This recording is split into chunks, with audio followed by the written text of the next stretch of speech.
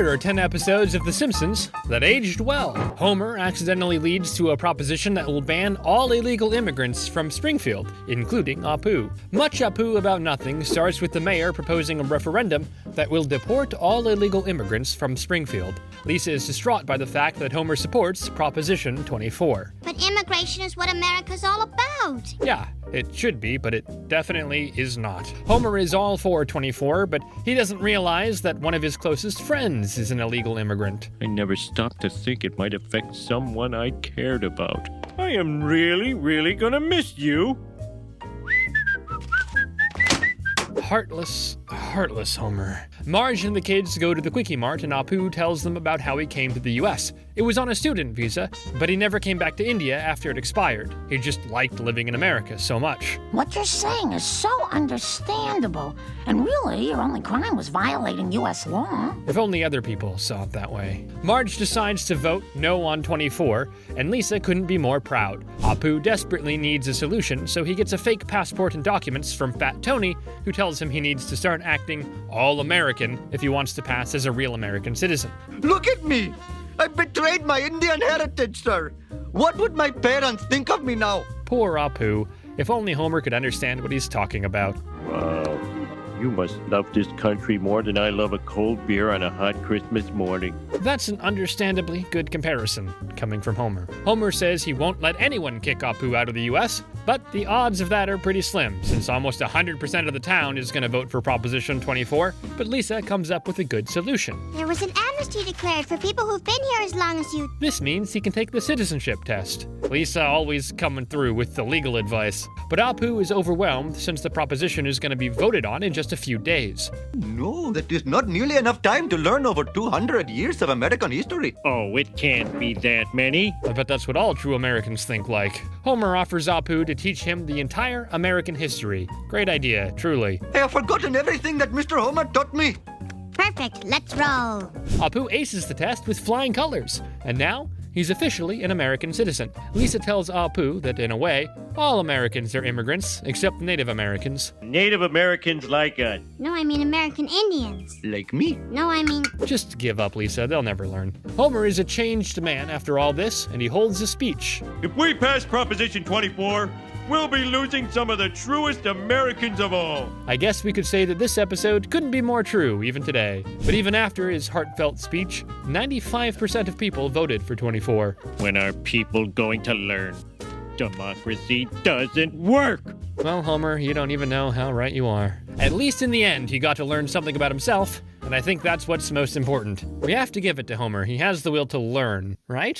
Homer has to go to college so he doesn't lose his job. But surprisingly, he loves the idea. Homer goes to college starts with Homer being tested if he's actually capable of doing his job. He's very nervous, but the people who are conducting the evaluation assure him it's just a simulation and nothing can go wrong. Must destroy mankind. Ooh, lunchtime. Don't worry, folks. Everyone is safe as long as there's food in front of Homer. Everyone is in shock because Homer somehow managed to cause a meltdown from a simulator that didn't even have any nuclear material. Simpsons' job requires college training in nuclear physics. Now you get your man up to speed, or we'll be forced to take legal action. Like 4 years at college can be summed up and Homer could be brought up to speed. Mr. Burns notifies Homer about the college thing and reminds him that the future of his family depends on him and Nuclear Physics 101. I think this is a great opportunity. You can learn so much. Yeah, so much of this stuff he's already supposed to know. How in the world did he get that job? Homer applies to several colleges, but they all turn him down. So Mr. Burns makes sure he gets into Springfield University. Homer starts college, and well, his ego is getting in the way. I worked in a nuclear power plant for 10 years, and I think I know how a proton accelerator works. Yeah, sure. I bet that's why all those accidents happen. In there, guys. Thanks, Homer.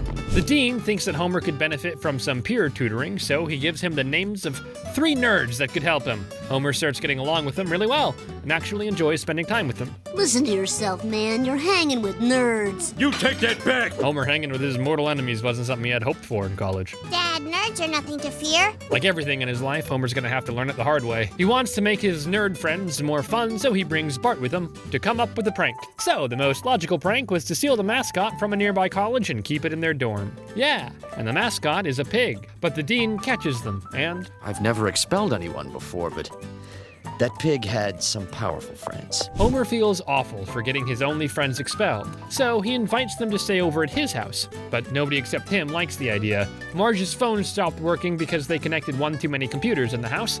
They unplugged the TV just as Bart and Lisa were about to witness Scratchy getting itchy, two of the greatest sins. I want those geeks out of my house. Homer, you better start brainstorming. So Homer thinks that to clean up the last prank's mess, they should pull another prank. Only this one is far more serious. Homer is going to drive his car straight into the dean, and the nerds will save his life by pushing him out of the way. A flawless plan, truly.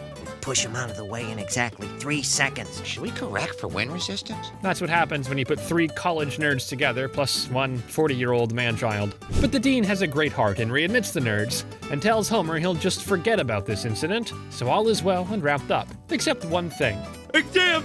Oh, this is just like one of those bad dreams. Homer inevitably fails, but the nerds offer to change his grade by computer. The only problem is the moral dilemma it raises, which requires... So Homer passed the exam. Well, on paper only. But at least he won't lose his job. Even though he's a man-child, Homer can't deal with the fact that his kids find him embarrassing. Homer wants to prove to Bart and Lisa that he's still cool, but he just can't get it with the times changing so quickly. Homerpalooza starts with Homer driving kids to school since the bus is out of order. So Bart, Lisa, Milhouse, and Nelson are carpooling together, and Homer starts embarrassing his children with his old music taste. You have the worst, lamest taste in music ever. Homer says he only wanted to party with them, to which Bart pulls out an even meaner answer. Homer, first of all, it's partay. And second, we wouldn't partay with you if you were the last dad on Earth. That was totally uncalled for. But he won't give up being a cool dad for a second. He goes to a record store to try and freshen up his knowledge, but he is rusty. Homer comes across a Hullabalooza poster and he thinks that's the name of a band. The greatest music festival of all time? Homer is confused, because in his time there was only one great festival, the Us Festival. Poor Homer, that was a different time. Homer starts feeling a bit depressed and says he used to party every day back in the day, and now he's lucky if he gets 30 minutes a week to get funky. I've got to get out of this rut and back into the groove. Now that's the rock and roll spirit he was looking for. So he gets tickets for the Hullabalooza for him, Bart, and Lisa. They're really pleasantly surprised by this, but that nice feeling doesn't last long. Dad, you cannot wear that. That's a Rastafarian hat. Hey, I've been safarian since before you were born. I am sorry, but that is just too funny not to laugh at. Yes, cultural appropriation, but that's the point. Wearing a Jamaican hat makes a bold statement about your connection to reggae music. Well, excuse me. He just doesn't get it, does he? So Bart and Lisa decide to step away from him, at least while he's wearing the hat. I mean, this aged just perfectly, because it made sense back in the 90s that there were a lot of people like Homer who just didn't understand how wearing a hat like that was wrong. Today, things are different, and dare I say, maybe a bit too much. I haven't changed since high school, and suddenly I'm uncool. I've been kicked out of paradise. Maybe that right there is the problem. Homer kicks a can and it shoots at him, but thanks to the fat on his stomach, he isn't hurt. So one of the festival guys offers him to be a part of his freak show since he needs a fatso to shoot things at. So you want to go on tour with a traveling freak show? I don't think I have a choice, Marge. How in the world is that not a choice? So Homer goes on the tour as the freak they shoot cannons at, but soon his stomach starts acting up. Those cannonballs have practically demolished your stomach. From now on, no cannonballs, no spicy foods. Homer says he doesn't care for rules. He's a rocker. If you take one more cannonball to the gut, you will die. Okay, Homer, no time for jokes. Quit the freak show and calm down. But the next town is Springfield, and Homer feels he can't disappoint his town or his kids, since they finally started to think that he's cool.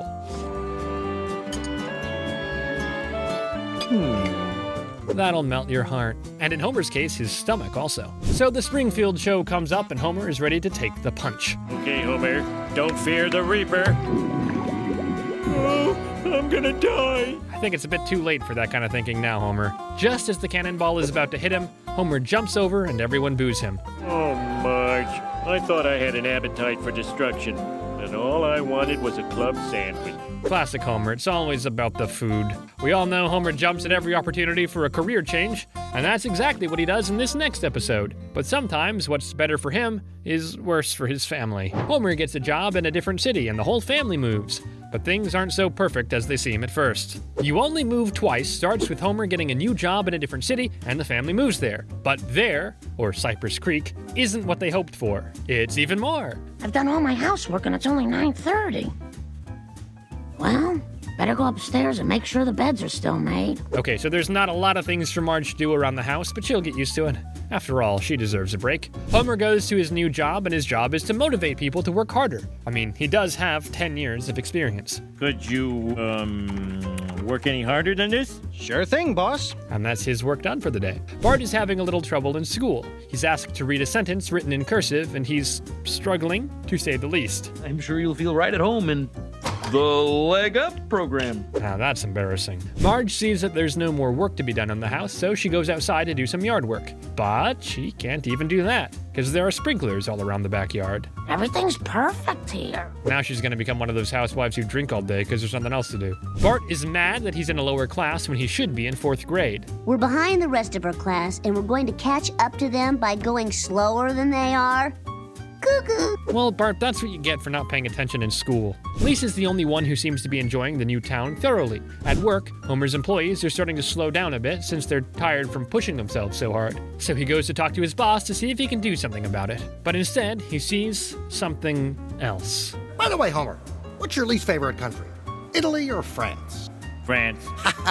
Nobody ever says Italy. Jesus, what is Homer building here? Marge is getting more and more depressed by the second. Having no housework has left her puzzled and feeling useless. Lisa's luck has also turned around, and as it turns out, she's allergic to everything that grows around their house. They all share their concerns over dinner, and... Hey, Dad. We want to go back to Springfield. I trust that Homer will do what's best for his family. And for the first time in my life, I'm actually good at my job. Oh, but this is just sad. Homer goes to talk to his boss in the middle of a battlefield he doesn't seem to notice, and he tells him that even though he's great at his job, he should do what's best for his family. The family moves back to Springfield, and they're happy again. Well, thankfully, Homer got out of that job before it was too late. This episode perfectly depicts how a seemingly better life and having more money doesn't equal happiness. And back in 1996, when this episode aired, they didn't know how on point they were. Sometimes less is more.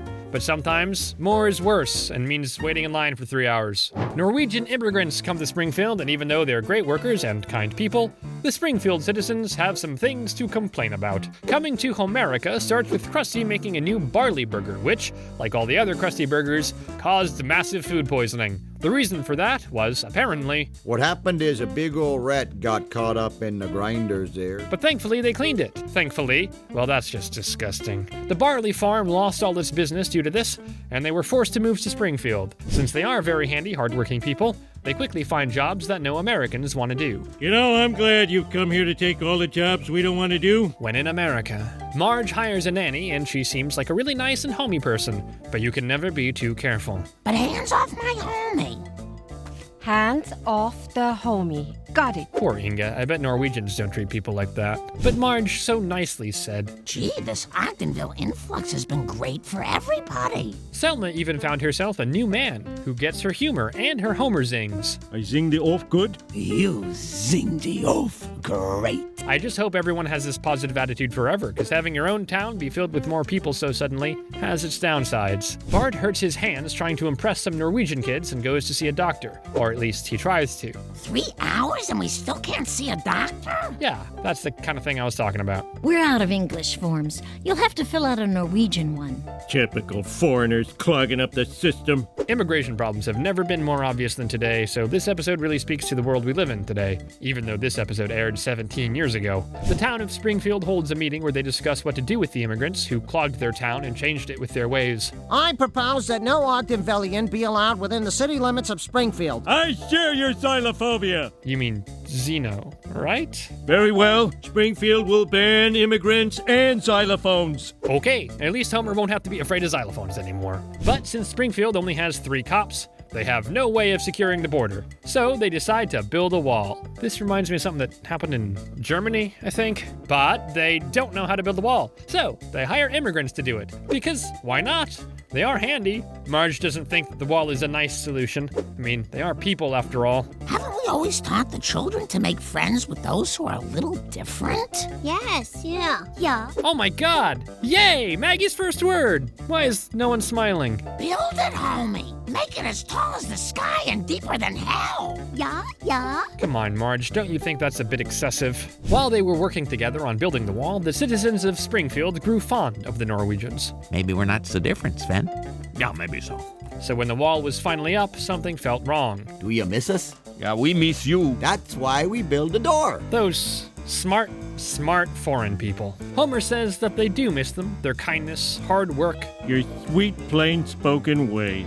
I guess all it took was having to separate them with a big wall. It's iffy talking about serious questions like immigration, but one thing Marge will not shut her mouth about is women doing morally questionable work, because she's a saint. Bart starts working at a burlesque house, and when Marge finds out, she wants to tear it down. Bart After Dark starts with Marge, Lisa, and Maggie going on a trip to clean up the beach, where a bunch of oil was dumped in the ocean after a boat crash. You know Lisa, always saving the planet. So Homer and Bart are left home alone. And if anything happens, just use your best judgment. Just do what I would do. Okay, that's pretty good advice. Let's just hope Homer knows what Marge means when she says that. While Bart was playing outside, he accidentally broke a gargoyle statue. Yes, a gargoyle statue in Springfield. So Homer needs to find a way to punish him, because that's what Marge would do. Now you're gonna do chores for that lady until you work off the damage you did.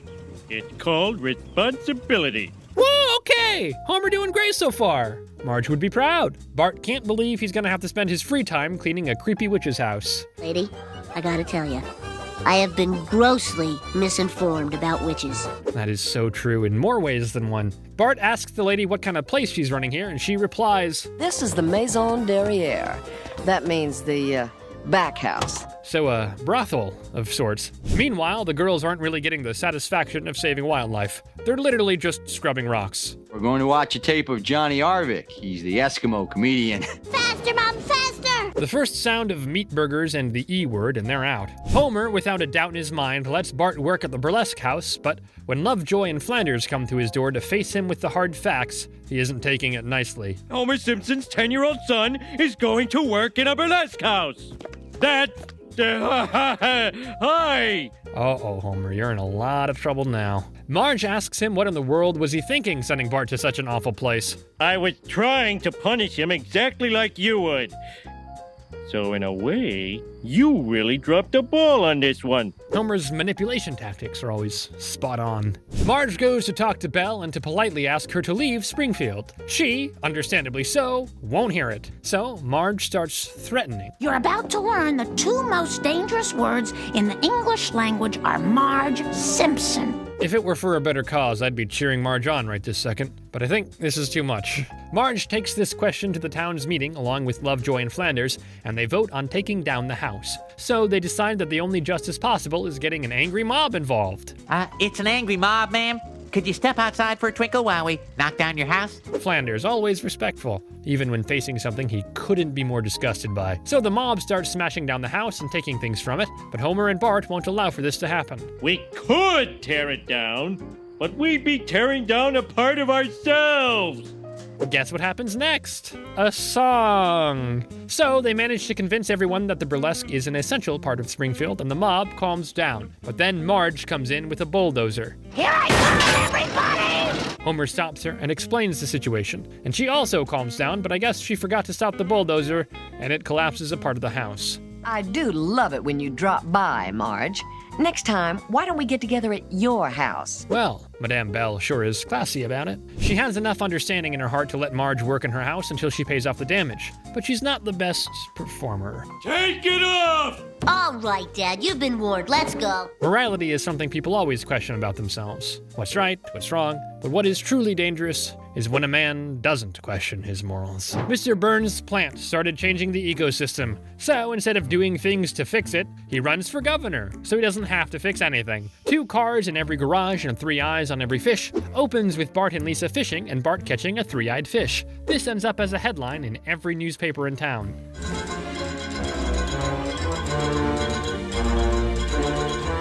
Oh, Mr. Burns is in for a treat. Inspection comes to the plant, and let's say that even with Mr. Burns' awful tries to make things seem better than they are, the plant isn't doing so good. Just resting my eyes. Ah, well done. A rested employee is a vigilant employee. Yes, when the resting part is done at home and not at a monitoring station. The inspector isn't satisfied, and how could he be? However, I will not overlook the 342 violations I have observed at your plant today. That's almost a violation per day. I don't know how that plant is still up and running, and how did they not, DIE already? Since the inspector won't take a bribe, Mr. Burns asks Smithers how much it would cost to repair everything that's wrong with the plant, and the answer lies in millions. Mr. Burns is rich, but not that rich, so he does what any normal man in his situation would do. He gets drunk. Homer finds him crying in his car and offers his typical Homer help. That is, useless advice. Homer gives Burns the idea to run for office. Then he wouldn't have to repair anything on the plant since he'd be the one making all the decisions. I'm just rambling because you keep staring at me like that, but it's true. I mean, if you were governor, you could decide what's safe. Even though it came from Homer's mouth, it isn't wrong. So Mr. Burns runs for governor. He has at least one steady vote. He's got my vote. Homer, we're a Mary Bailey family. Mary Bailey isn't going to fire me if I don't vote for her. And that's what elections are all about. Fear. Mr. Burns' strategy is to make him the beloved American man while painting Mary Bailey in a negative way. Mr. Burns makes his first political appearance on TV, and while it started a bit rough, When it's done, every Johnny Lunch Pail in this whole stupid state will be eating out of my hand. by the end of it, he already got some supporters. I can take the slings and arrows, but stop slandering poor, defenseless Blinky. Swinging for empathy, I see. Good strategy, Burns. I hope Burns and I can count on your support, honey. Homer, I'm a Bailey booster. Oh, yeah? Well, I'm a Burns booster. Politics has officially entered the Simpsons' home. People are dividing left and right, literally, and the Simpsons are no different. The thing that will put Burns ahead of Bailey is a casual dinner with one of his employees, and he chooses Homer. Marge is outraged by this. Kids, please leave the room. I don't want you to see this. Uh-oh. Please, please, please, please. How can she say no to that face? So Marge agrees, but she's not happy about it. Later, Marge tells Homer that she doesn't want to sleep in the same bed with someone who doesn't let her express herself. Homer says that she does get to express herself with the home she keeps and the food she serves. Okay, Homer. Fair enough. You got it. Oh, Marge has got a plan. Mr. Burns comes for dinner and Lisa has to ask him a question for the cameras. She does, but she feels awful afterwards, since she thinks she's contributing to evil. You're learning many lessons tonight, and one of them is to always give your mother the benefit of the doubt. Nothing fuels Marge more than justice being served hot. She goes out with the main dish and it smells delightful. All right, three-eyed fish. Marge's quick thinking might just save Springfield from inevitable doom. Mr. Burns takes a bite, but quickly spits it out. Here's your headline, Phil. Burns can't swallow own story. Mr. Burns' team quits. Since there's no hope in reviving the campaign now, Mr. Burns is fueled with anger. Cost me the election, and yet if I were to have them killed, I would be the one to go to jail. That's democracy for you. Nothing much has changed today. Mr. Burns vows to Homer that for his remaining years he's gonna make sure that all his dreams are crushed and unfulfilled. This scares Homer deeply, but Marge finds a way to calm him down. When a man's biggest dreams include seconds on dessert, occasional snuggling, no one man can destroy them. The corruption is sadly still prevalent in today's society, and so are sky-high medical bills. Homer has a heart attack, but they can't afford the necessary surgery, so he's forced to go to a sketchy guy to fix him up. Homer's triple bypass starts with Homer having some heart hiccups, and Marge reminding him he needs to start eating better. But as usual, he doesn't listen to her. So when he gets fired at work, he has a heart attack. Relax, Simpson. I just brought you in here for a friendly hello. And goodbye. You're fired. Well, we can now officially say that Mr. Burns killed Homer, almost. Or at least he knows what his heart wants. The doctor tells him he needs to do an open heart surgery, but it will cost them $40,000, which they do not have. So Homer tries to get it from different sources, but with no luck. Marge is scared that they won't be able to pay for the surgery, but Homer reassures her. America's healthcare system is second only to Japan, Canada, Sweden, Great Britain, well, all of Europe. And nothing's changed 33 years later. Sadly, this aged perfectly. They see a commercial for a doctor that would perform any operation for a price. For $129.95. Well, they can't get lower than this. The time has come for Homer to come clean to his children. They say they can take anything, but they sure weren't prepared for this. I won't have a dad. For a while. Well, Flanders is just down the street, and him and Marge do connect well. Homer is in the hospital, and his fear is so great that he does something he never thought he'd do. If something happens, please look after Marge. Make sure my kids grow up right. Well, he must be really, really scared if he's resorted to praying. Lisa has to find a way to deal with her anxiety, so she starts reading cardiology books to reassure herself everything's gonna be fine. And I've learned a great deal from this cow's heart I got at the butcher shop. I think Homer will have better luck if Lisa performed the surgery. Homer's doctor is, well, lacking in experience. No! Blood! Oh no! Someone taped over the end of this! So who's gonna perform the surgery now? Homer is saying his goodbyes just in case. He tells Marge he knows she'll be lonely. Marge quickly interrupts him and says she could never remarry. Darn right. And to make sure, I want to be stuffed and put on the couch as a constant reminder of our marital vows. Someone's possessive. Bart and Lisa come in so Homer can say a few words, but he's bad at this kind of stuff, so they help him out a little. I know you're gonna turn out great, with or without your old man. That is so sweet and sad. But why are they talking like he's already dead? You've got a big brother who loves you and will always look out for you. Okay, let's skip over these tearjerkers. The doctor doesn't know where to start with the surgery, but thankfully Lisa is up in the gallery, and she's read everything there is to read about this surgery. Must be made below the blockage! Below! Thanks, little girl! This is worse than Grey's Anatomy. But somehow, the surgery goes without casualties. You rule intensive care! Sadly, U.S. healthcare hasn't improved much, or at all, over the years. But actually, there's nothing positive to say about how little we've progressed in the world of limiting social media. Marge goes nuts over the violence of Itchy and Scratchy and tries to ban it forever. Itchy and Scratchy and Marge opens with Bart, Lisa, and Maggie watching Itchy and Scratchy, and Maggie seems wildly interested in the show. So, while Homer was down in the basement building a spice shelf for Marge, Maggie came down with him.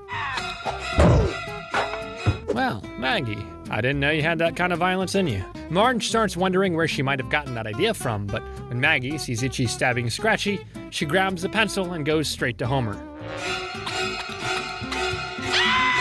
No, Maggie, bad baby!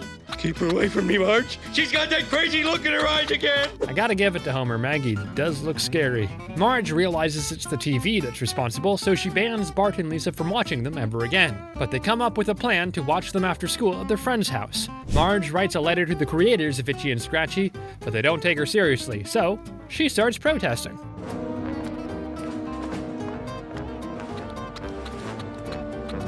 Well, you gotta hand it to Marge, those signs are drawing attention. Soon, a lot of people get on board with Marge's ideas, and they start protesting inside the studios. Roger Myers, the owner of the cartoon, says they need to find a way to destroy Marge before she destroys them. So Marge, Roger, and Krusty are invited to a talk show where the big question is being discussed. Are cartoons too violent for children? Most people would say, no, of course not. What kind of stupid question is that? But one woman says, yes. Marge asks every concerned parent to write a letter to the studios about how they feel. And oh boy, that is a lot of letters. Gentlemen, the screwballs have spoken. Wait till the screwballs hear you're calling them screwballs. There's gonna be a lot more where that came from. So Itchy and Scratchy becomes a non-violent cartoon about love and friendship. And since the kids aren't interested anymore, they have to find some other sort of entertainment. Maybe there's something else to do on this planet. Wow, Marge really made a change here. Bart and Lisa start going outside and doing nice kid stuff, helping around the house, and, well, that's just weird. I didn't really expect things to change this much. Well, I always knew you'd change the world. For the better. For some reason, Marge isn't impressed. The exhibit of Michelangelo's David is announced to be coming to Springfield, and some other moms aren't happy with male genitalia being showed so publicly, so they ask Marge for help. It's filth. It graphically portrays parts of the human body, which, practical as they may be, are evil. Marge says that she likes the statue, and that she won't be involved in any protests against it. I told you she was soft on full frontal nudity. Those are some hard accusations. I just think Marge appreciates art. So now she's declared a hypocrite because she can't be against one form of self-expression and for the other, which I don't really understand, because why not? One person can make a difference, but most of the time they probably shouldn't. They crushed her spirit as though it never existed. So now, instead of taking her kids to see David, they're at home watching violent cartoons and learning bad behavior. And that's no different than today. Little Andrew Tate's running around. Or 8-year-old girls with makeup worth more than their shoes. This age, like fine wine if you ask me.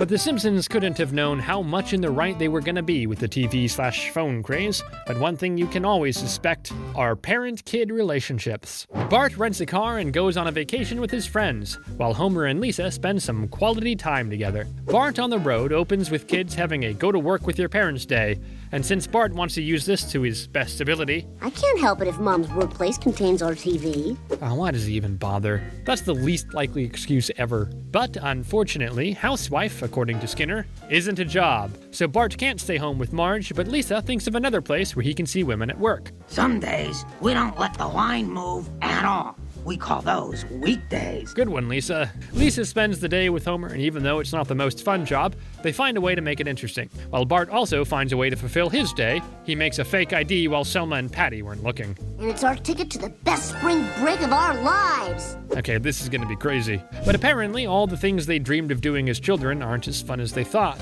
like R-rated movies or drinking. But then Martin shows up with a big pile of $600 in his hand, and Bart has a genius idea of renting a car and going on a vacation. They come up with a lie for their parents. They are going to a spelling contest. So, it's a choice between Disney World and Knoxville. Knoxville! Knoxville! Knoxville!